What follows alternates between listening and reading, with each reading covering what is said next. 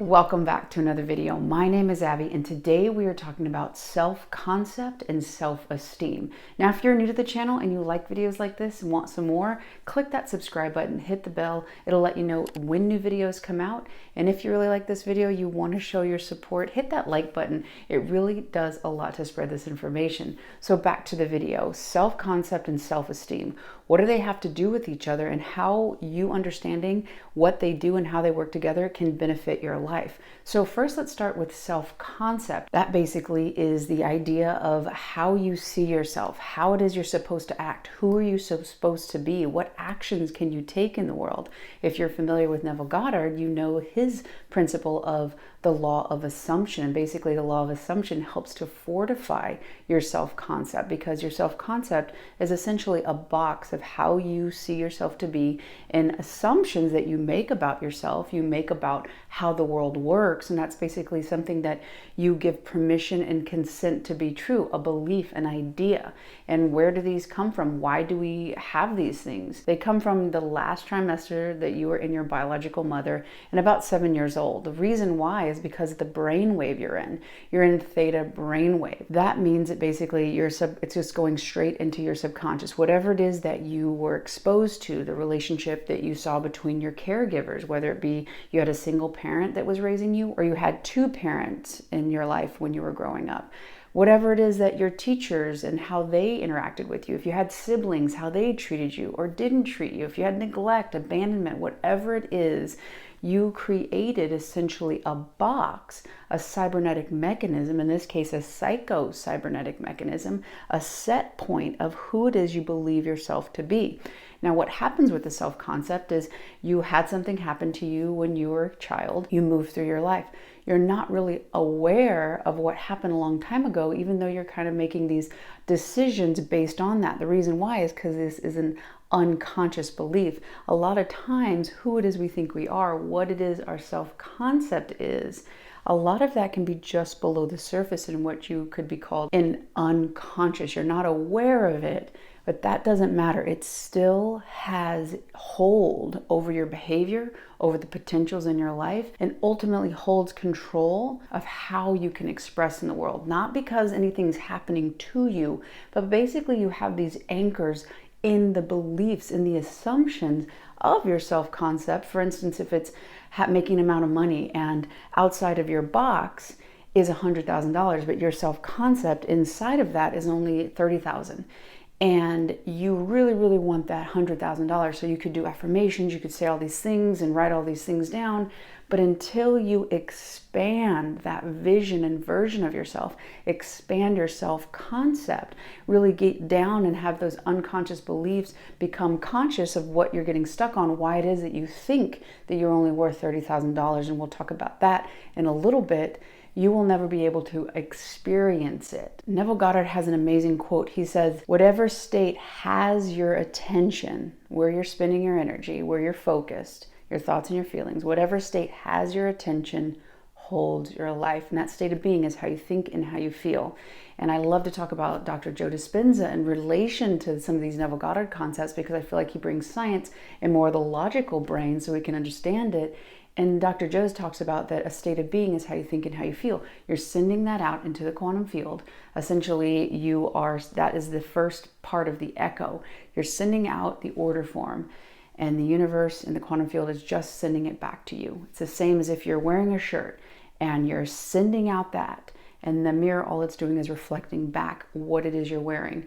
And in the case of the universe and the quantum field, it's reflecting back who you are being. Even though you might want to be somebody different, and being that person, have that dream relationship or that dream job or that dream amount of money, until you think and feel on that level, until that state of abundance, that state of being whole and complete has your attention, another state will hold your life. So now shifting over to self-esteem, what does that have to do with self-concept and how are they interrelated? Well, if you watch other of my videos, you know I love etymology, the root of the word, where it comes from, because I think until we get to that real truth, that condensed, that original form, we don't really know where this word could have evolved and what other associations it might have. So the etymology of this, about mid-15th century, it came from an Old French word, estemer, Obviously, that's a mispronunciation, but I think you get the point. And that translated to estimate, to determine.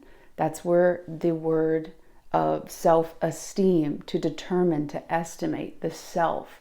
Now, if we go back even further, mid-15th century definition came from Latin. And I'm going to put the word here because I'm not even going to pronounce it or attempt to pronounce it, because obviously Latin's a dead language. But basically, the definition is to value, to determine value, to appraise. And also there's an element of respect. So now when we think about self-esteem, you're basically appraising the self, coming up with a value of the self.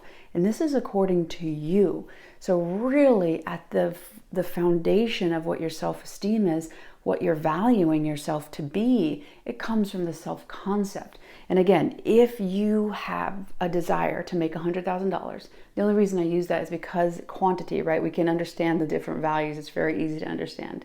So if you want that $100,000, but in your self-concept, how you see yourself to be, who you have been shown different things about yourself, and then you made a value system, you reasoned on it.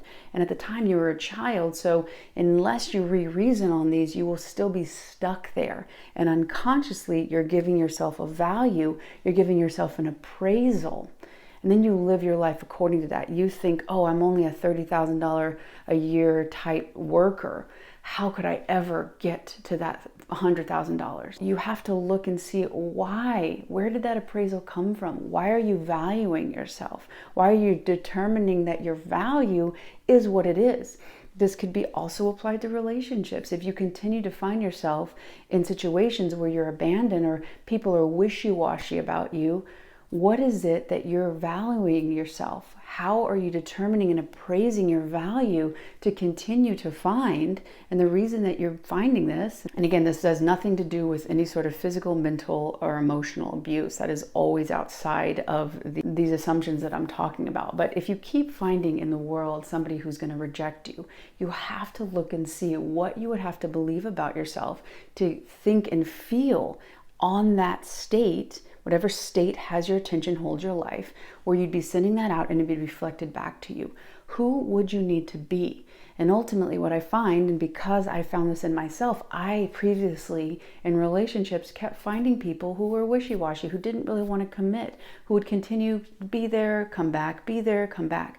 The reason that that was happening is because I first abandoned myself, and I was looking at them to give me the validation to feel better about myself, so that that external validation that they would give me, I was hoping would raise the value that I had determined I had for myself. I was hoping that them approving and accepting me would raise it. And the only one who could raise it was me. And I kept finding situations in which I would need basically life, and really probably subconsciously I was giving myself these opportunities to grow, to say, oh, this person's not valuing me, but I value me, and then make a step and a choice that would echo that value. But what I kept doing is going back to these people who were not valuing me, when really it was reflecting the lack of value and appraisal I had in myself, the lack of esteem, which ultimately showed me my self-concept is a quantum way of seeing things, meaning when you change your value inside, no matter what happens, the universe has no other choice but to reflect that back to you, because you're in a new state, a new thought, and a new feeling realm. So you're going to send that out, and that reflection is going to come back to you. Essentially, it'd be the same as you took off and you had a black shirt on like I'm wearing, and I put a red shirt on. The mirror is not going to hold and reflect back the black shirt because I have a new shirt on. I'm wearing a red shirt, and that is going to be reflected back to me. So whatever it is that you are experiencing right now, realize that it is within your self-concept. And to expand that, start to question why these limitations that you've put on yourself, why have you appraised yourself and determined the value to be where it is? You deserve whatever it is that you want and that wish fulfilled. You deserve to live in ultimate love. You are whole and complete. And you realizing that truth is what ultimately will change your entire life, and you will start seeing that reflected back to you. I really hope you've enjoyed this video. If you have, hit subscribe. If you haven't done so already, like this video, and I'll see you on the next one.